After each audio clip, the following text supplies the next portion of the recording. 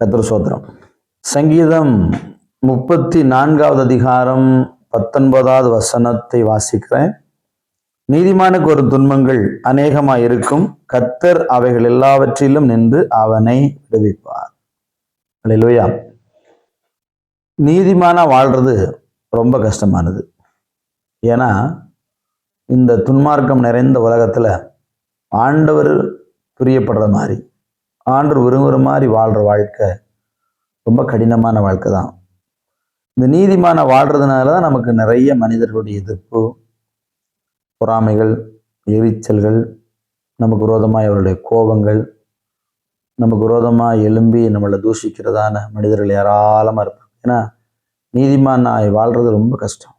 ஆனாலும் கர்த்தர் அந்த நீதிமானாய் வாழ்கிறவருக்கு வர பிரச்சனை எல்லாவற்றையும் மாற்றி அவனை ஆண்டவர் விடுவிப்பார். வேதம் சொல்லுகிறது. கவலைப்படாதீங்க, நீதிமானுக்கு வரும் துன்பம் அநேகமாக இருக்கும். உங்கள் வாழ்க்கையில் இருக்கிறதான இந்த துன்பங்களை கர்த்தர் சீக்கிரம் மாற்றுவார். God bless you.